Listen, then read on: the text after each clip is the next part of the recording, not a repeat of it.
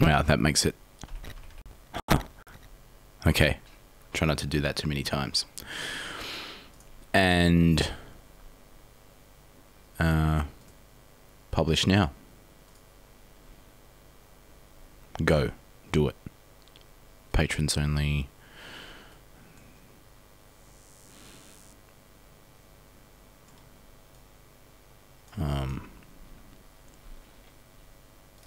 Good. And cool. Hello, everybody. Mixing is an art, and an art worth your learning. I'm still learning about mixing. It's very delicate and very subjective. When I mix music, excuse me, I mix and write and record all at the same time, so I'm not completing one task and then moving on to the next. I do everything as I go. So I'm already crafting guitar sounds as I'm pressing forward and writing the song. So this song, Wasp Week, is I guess a typical mix, with the exception that the drums were more of an organic sound, more of a natural drum sound, I suppose. As we can see here, I have my master track here on the far left, and I have a bunch of processors, plugins on that channel, and they've sort of, I'm colorblind, but I don't know what color this is. It's been grayed out anyway, which means they're not active at the moment. Excuse me. The reason I've done that is because they cause a lot of latency. Let me show you. If I put this guy on, or this guy, all of those on, as you can see, I can't even I can't talk with this very slight delay because, wow, this is really hard. I'm going to turn this back off. Whoa, that was intense. Okay, so I'll leave those like that. Some plugins cause latency and some don't. But let's run through what I have on the master bus. Let's start with this guy, which is the Ozone tape emulation plugin. It's a very cool sounding plugin. It's, as the name suggests, it emulates the sound of tape, which is obviously back in the old days they used to record to big reel-to-reel tape machines. And when everything moved into digital, I guess in the 90s, people started to miss the sound that recording to tape would create, because it just had some sort of magic to it. They call it this gluiness, like the mixes would glue together a lot better, and the tones of the instruments would sound a lot more like warmer, is another word that people use. And this plugin obviously emulates that, which is quite cool. Next in line, I have this guy, which is the Acoustica Sand.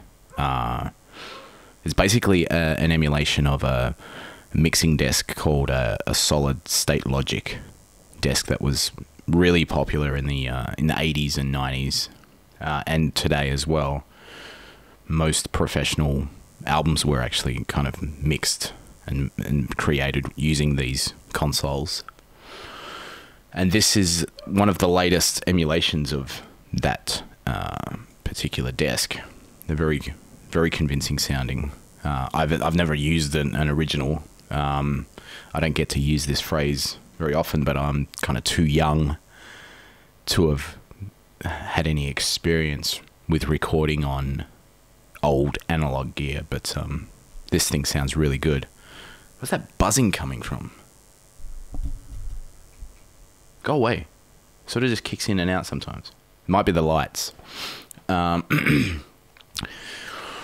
So that's cool. I won't engage that just yet because it causes a lot of latency. This guy is from the same collection of plugins. This is a compressor.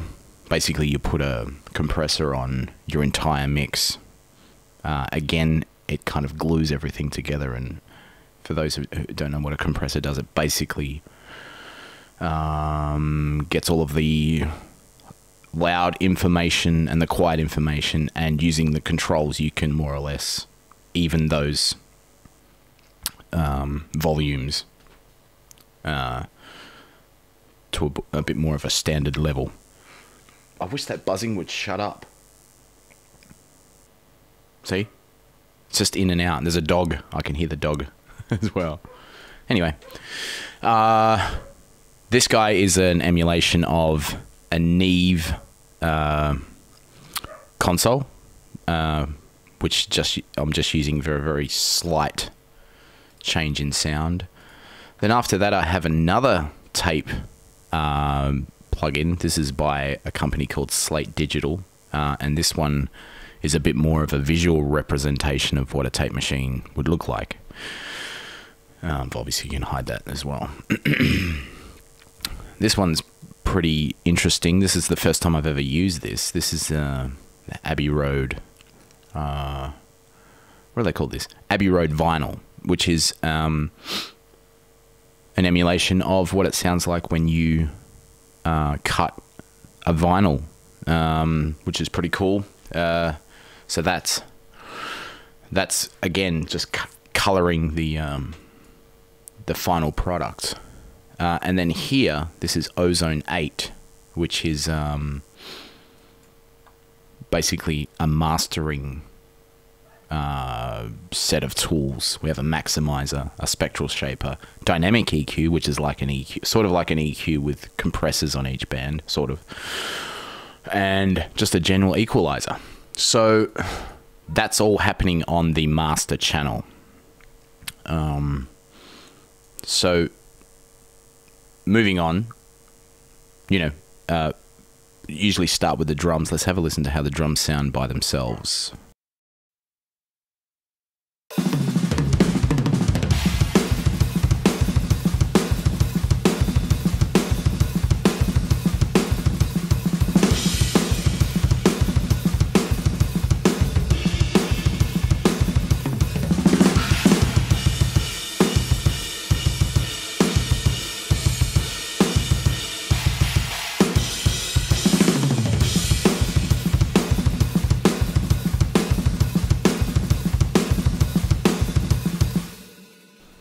So that's the I have a master drum channel here, and basically all of my drums are being fed into that.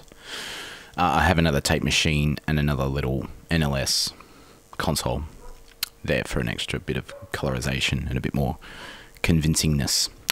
So for the drum sounds, I'm using Addictive Drums by XLN Audio, and I've basically put a kit together. These are all dry samples that I've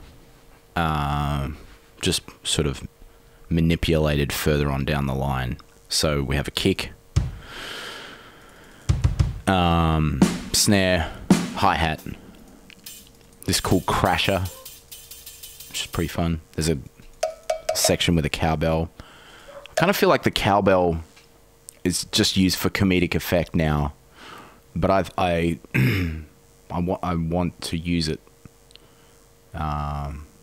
not like that. It's good for that, but I think it's a cool piece of percussion in its own right. It's funny we have that association with hearing a cowbell. We think of more cowbell and just kind of something a bit more lighthearted or something. But I wonder why. It's an associative thing, I guess. Tambourine, which I didn't use. 2 rides. 2 floor toms, 2 rack toms, 3 crashes, or 4 crashes, and 2 chinas. So from there we move over to our kick and snare. basically I'm driving these, if you can see these little glowing arrows down the bottom here, I'm pushing the kick and snare and the overheads and the room mics into their own dedicated channels here. So let's just listen to the kick drum.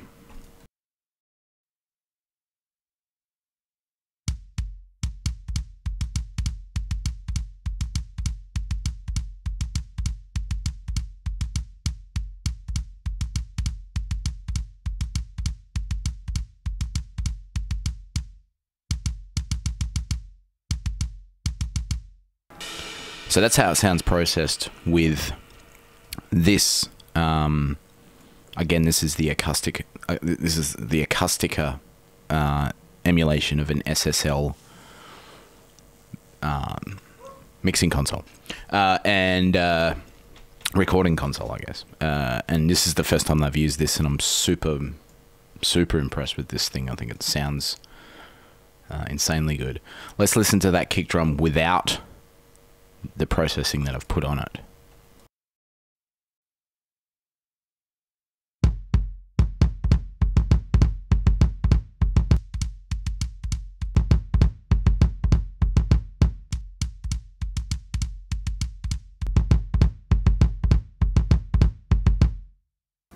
So you can hear that it's a lot clickier, I guess, would be one way to describe it.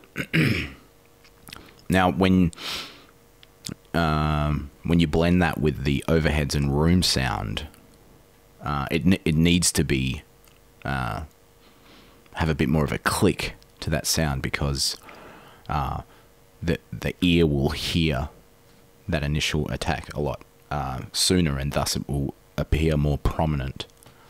It's also got compression and a few other tweaks here and there as well. Snare drum. This is how it sounds with the processing by itself.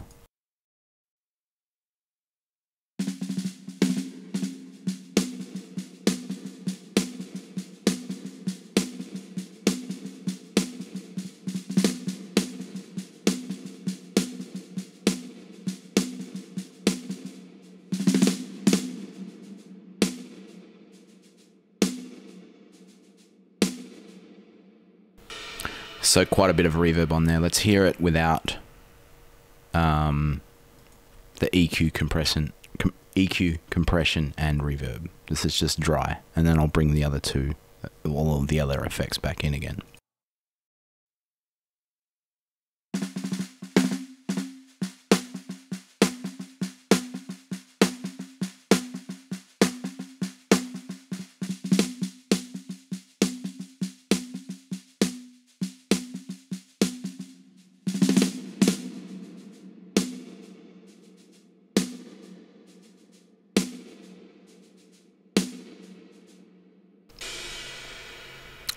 So it sounds like I've got a bit of a scoop in the mid-range there on that snare drum, bringing the lows and the highs out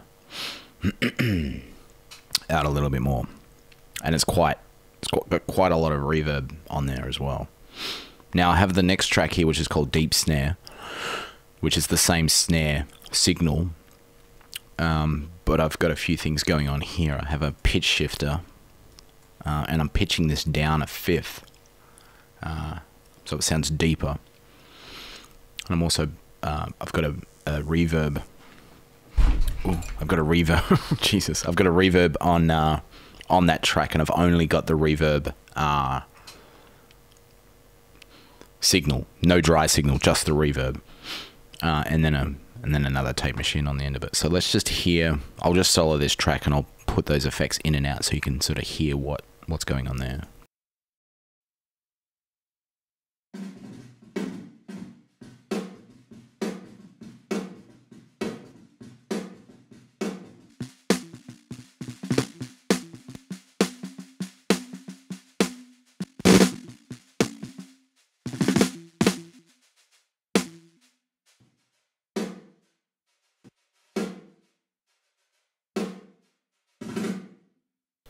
Basically, that gives us a bit more weight to the snare drum,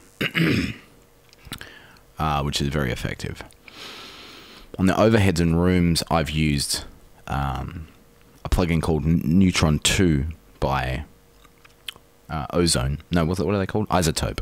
They also make Ozone, which is a mastering set of tools. This is a channel strip, which basically adds where you've got gates, equalizers, transient shapers, which I don't generally use, but that's basically a transient is the first kind of very first information on a piece of audio. And you can manipulate that initial attack. I've also got an exciter and 2 compressors. So these, this plugin is somewhat controversial because it has this thing called Track Assistant. Excuse me.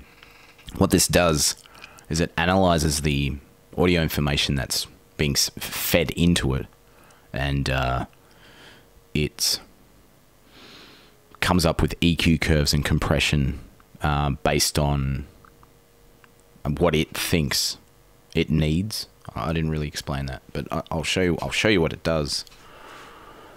We have an instrument selection. You can set it to auto detect or put it on the instrument that you're feeding into it. We have 3 different styles here: balanced, warm, and upfront, which all do different sounds. And the intensity, which is the amount of processing that it does, I guess, the level of intensity. Now, what I'm going to do is I'm going to hit, I'm going to solo this track first.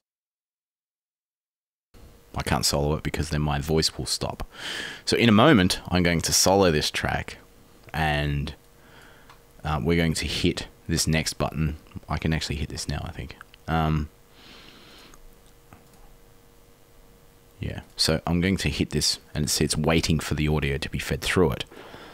I'll bring this window back up in a moment, and maybe you can see the blacked out parts behind this picture here. It'll start to come up with its own EQ curves and compression settings and stuff.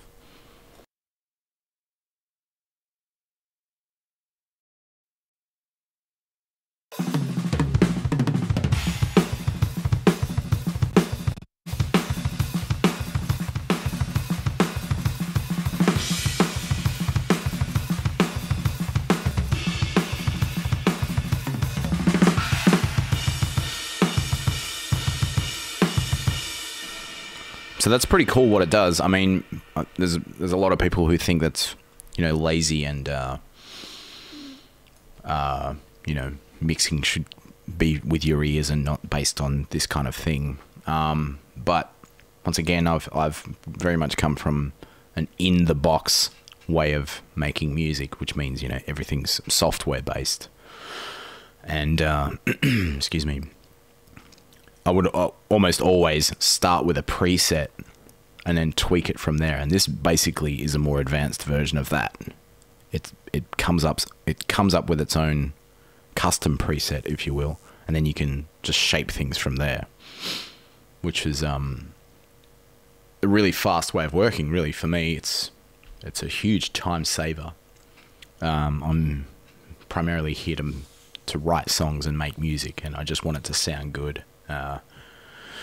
This helps me get to the end product much faster, which is cool. And I've also done the same thing with the room sound. I have 2 sliders here, 2 faders here called Fat and Smash. Basically these, you can listen to them.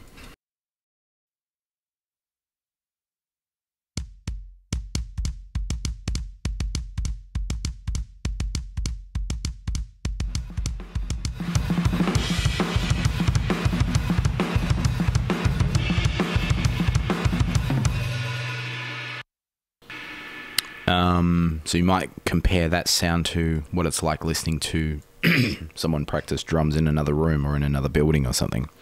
But if you put a very small amount of that sound in with the more direct sound of drums, then you're going to get a bigger sound.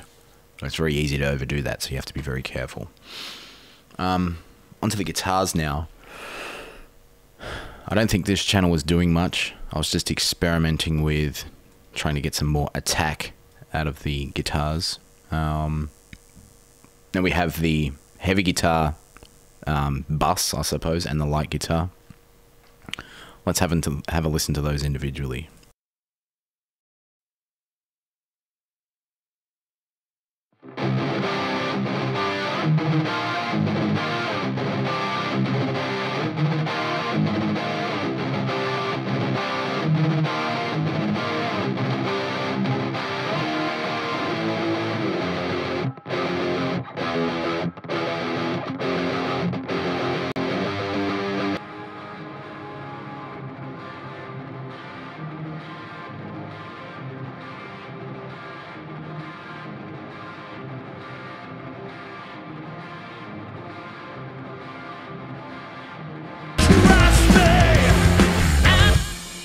Okay, so if I push that button, I won't do it in case it deletes everything and sends my computer into a system failure. It gives off that weird Windows sound. So anyway, the light guitar obviously is less saturated and more washed in reverb. So the combination of those two guitar sounds works quite well. So there's 4 guitar parts, I guess, playing those riffs. They're all sort of sent to a Valhalla reverb, which is, I don't know who makes this. I guess the company might be called Valhalla. Very cool reverb. Let's listen to just the reverb send, shall we?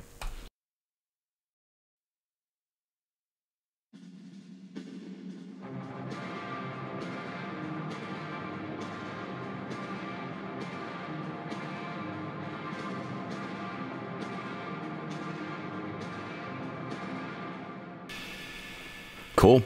And I also have a delay send as well. Now the bass guitar has a lot of stuff on it. Took me a while to get this to sort of sound like I wanted it to. Let's solo the bass and have a listen.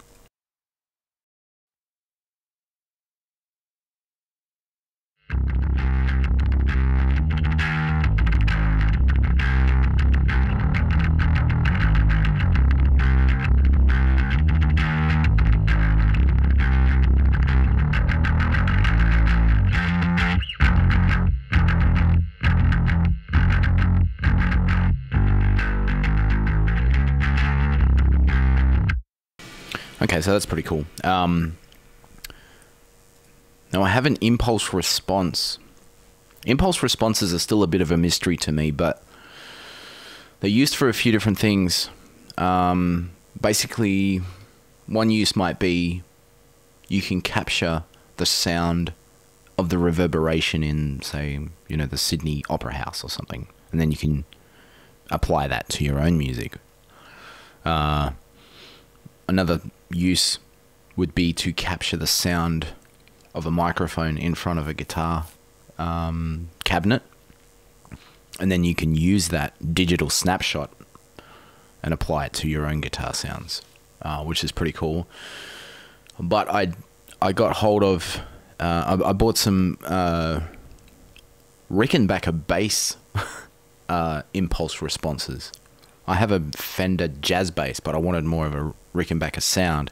And in a previous video, I don't know if you remember, I had this plugin where it was all software-based bass, which I'm in two minds about using.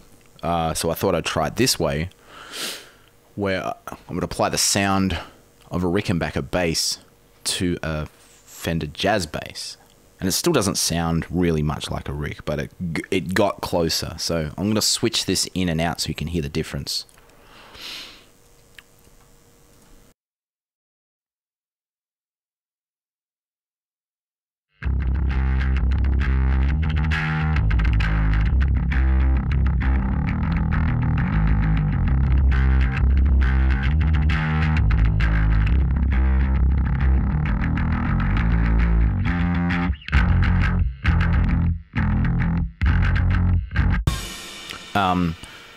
So there's a bit more attack there, and it's a little bit brighter.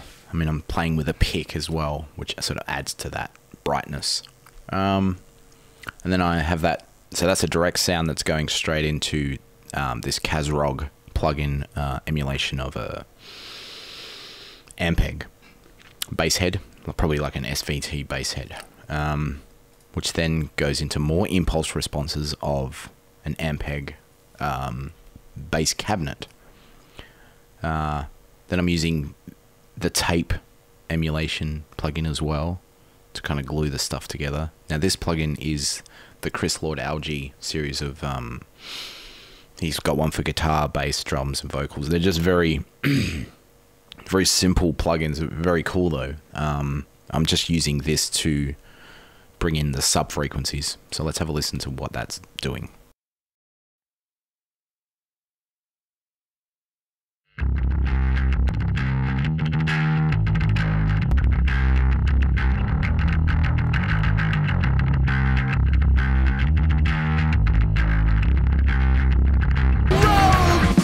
Helps to fatten things out.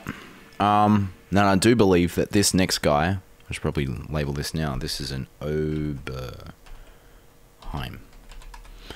which is this plugin called the OBXD, which is a free plugin actually. It's very, very amazing sounding. Pushing it through the tape machine, through the channel console, and then this is another version of an SSL, yeah, SSL, what's it called? Recorder, you know, like desk, console, that's the word. Yeah, so that's that. Sorry, that's that guy. Well, let's have a listen to how that sounds. This is just in the choruses.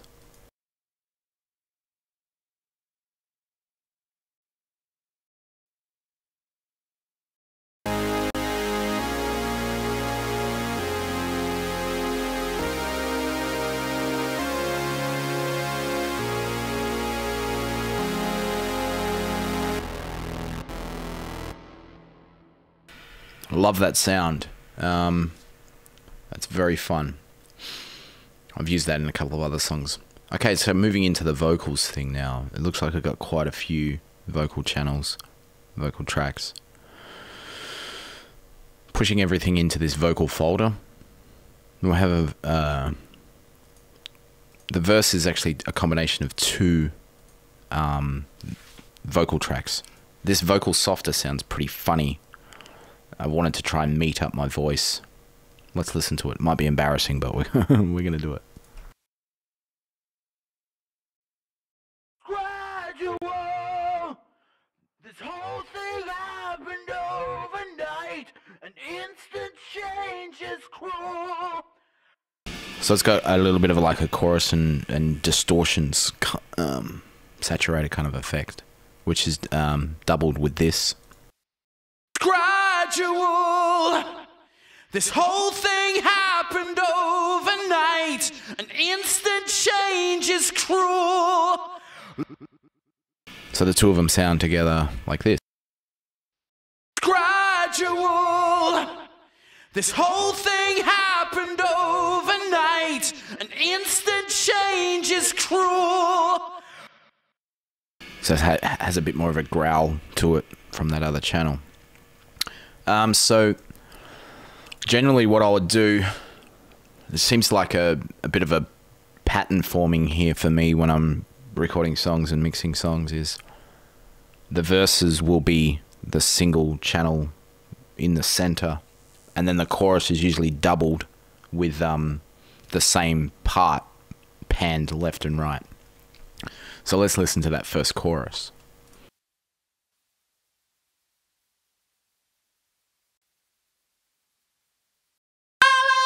Disappeared, and you want things back to normal. Nothing changes for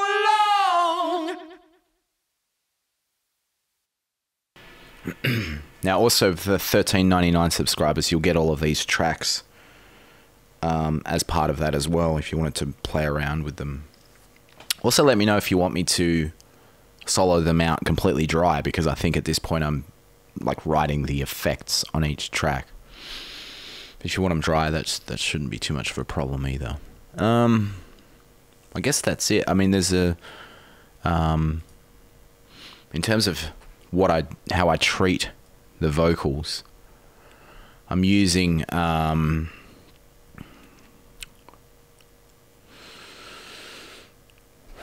So a few different things here going on.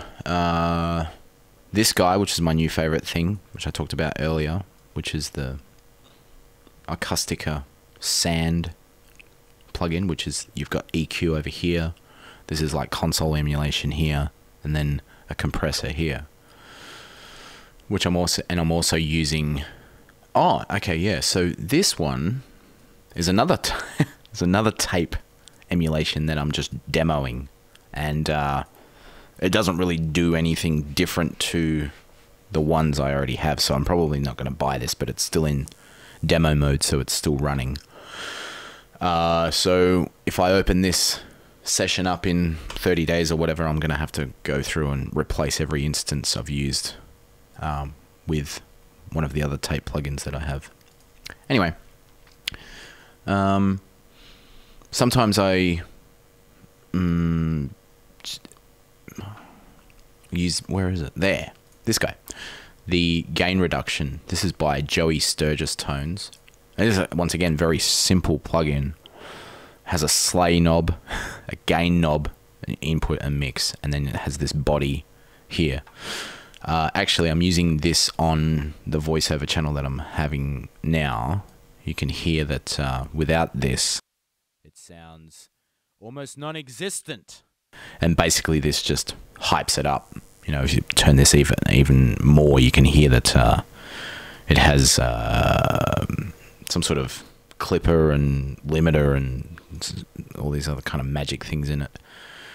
So yeah, so that's kind of cool. Also has this light lo-fi talking through a telephone kind of sound, which is a pretty common effect as well.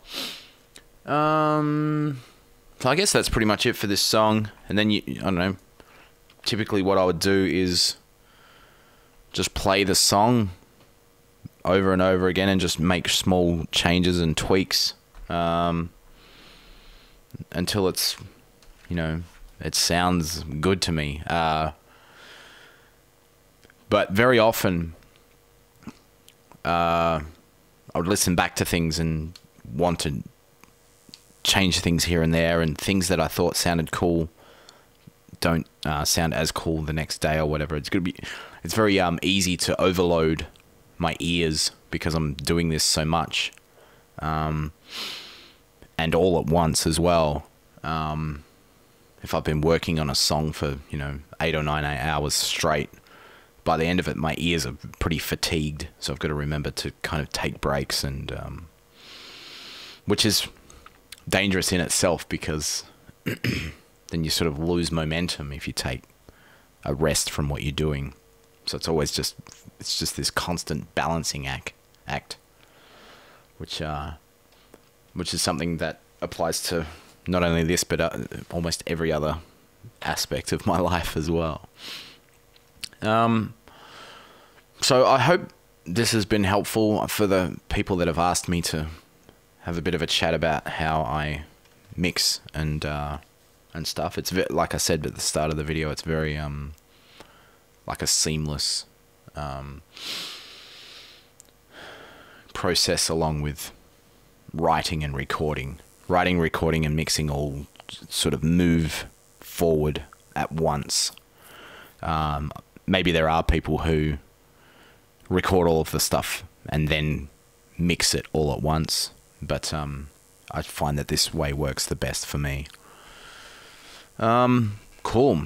Look forward to start working on the next tune, which I'm going to do after dinner. I'm going to eat some food, and then I'm going to start working on the next piece for this week. Cool. I'll see you guys soon. Take care, and thanks again for all your support. Talk soon, okay?